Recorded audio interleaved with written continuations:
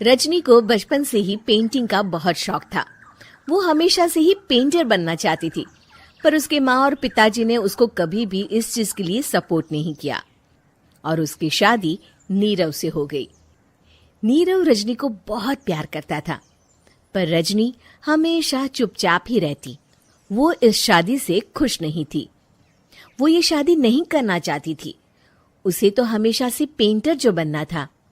अपने इस सपने को वो नहीं पूरा कर पाई, इसलिए वो हमेशा उदास रहती थी।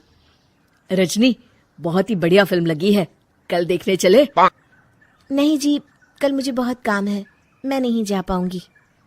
अच्छा तो कोई बात नहीं, संडे को चलते हैं। देखिए, मुझे फिल्म देखना पसंद नहीं है। आपको जाना है तो चले जाइए। नीरव को मना करके रजनी वहां से चली जाती है और अपने बैग को खोलकर उसमें बंद पड़े ब्रश और कलर्स को देखकर रोने लगती है। रजनी, चलो ना कहीं बाहर खाने चलते हैं, कुछ तुम्हारी पसंद का। जी, मुझे नहीं जाना, मेरी तबीयत ठीक नहीं है। रजनी वहां से चली जाती है। नीरव को समझ नहीं आता कि रजनी उससे इतना दूर क्यों रहती है। वो जब भी उसके साथ वक्त बिताना चाहता है, रजनी कोई ना कोई बहाना बना देती है। एक दिन घर पर कोई नहीं था। रजनी घर का सारा काम जल्दी से खत्म कर लेती है। घर पर अकेले होने के कारण वो सोचती है कि वो आज पेंटिंग करेगी। वो अपने कमरे में जाकर पेंट ब्रशेस और कलर्स निकालकर जैसे ही कलर मिक्स कर रही होती है कि दरवाजे पर बेल बज जाती है। अब कौन आ गया इस वक्त? इतनी मुश्किल से तो मुझे पेंट करने का मौका मिला है।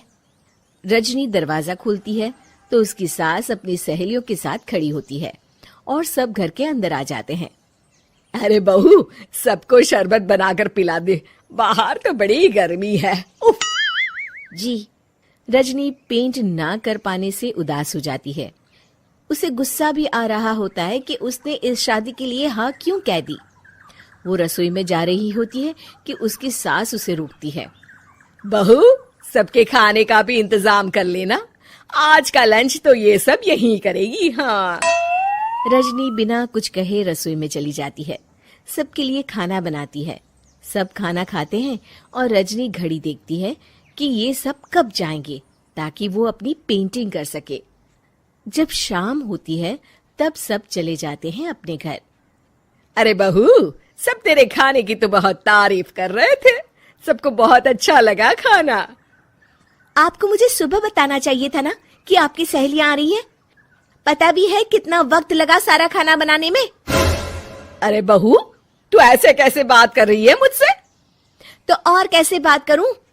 मैं इस घर की कोई नौकरानी नहीं हूं कि इतना काम करूंगी। रजनी अपने कमरे में जाकर दरवाजा बंद कर लेती है। शाम को जब नीरव आता है तो उसकी माँ उसे पूरी घटना के बारे में बताती है। क्या रजनी ने आपसे इस तरह बात की माँ? हाँ, और पता नहीं उसे क्या हो गया है, शाम से बाहर भी नहीं आई है। मैंने तो कई बार आवाज दी, खाना भी नहीं खाया उसने। तू ही बात करके देख ले बेटा। नीरव अपने कमरे का दरवाजा खटखटाता है। रजनी, दरवाजा खोलो, मैं हूं। रजनी दरवाजा खोलती है और फिर वापस जाकर अपने बिस्तर पर लेट जाती है। रजनी, माँ से बात करने का ये क्या तरीका है?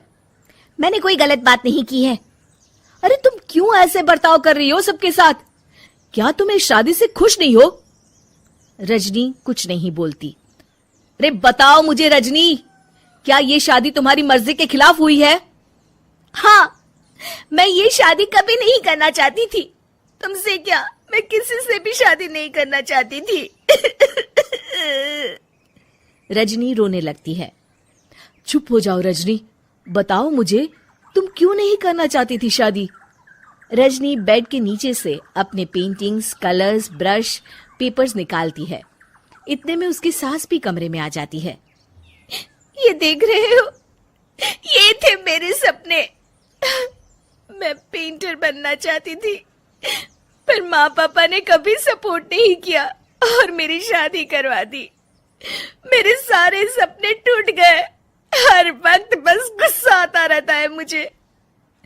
मैं जानती हूँ कि आप लोगों की इसमें कोई गलती नहीं है, पर मैं क्या करूं, मुझे समझ में नहीं आता।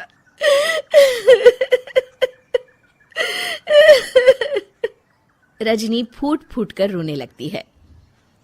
मुझे माफ कर दीजिए, आप दोनों के साथ मैं बहुत बुरा बर्ताव कर रही हूँ। अरे रजनी बेटा, चुप हो जाओ तुम। नीरव पानी लेकर आता है। ये लो पानी पियो और शांत हो जाओ। रजनी पानी पीती है और उसकी सास पेंटिंग्स देख रही होती है। अरे नीरव, हमें तो पता ही नहीं था कि हमारी बहू कलाकार है। अरे कितनी अच्छी पेंटिंग्स बनाई है, देखो तो। ये वाली तो मैं अपने कमरे में ले जाऊंगी। आपको ये पेंटिंग्स अच्छी लगी? अच्छी नहीं, बहुत अच्छी लगी। और तुमने हमें बताया क्यों नहीं? तुम जब चाहे पेंटिंग कर सकती हो रजनी। हम तुम्हारे सपनों को पूरा करने में तुम्हारा पूरा साथ देंगे। हाँ बेटा, हम कला की कद्र करते हैं। हम कलाकार तो नहीं, पर मुझे गर्व है कि मेरी बहू एक कलाकार है। रजनी, नीरव और सास तीनों हंस पड़ते हैं। था मैं नींद में और मुझे इतना सजाया जा रहा था, बड़े प्यार से मुझे नहलाया जा रहा था। न जाने था वो कौन सा अजब खेल मेरे घर में बच्चों की तरह मुझे कंधे पर उठाया जा रहा था।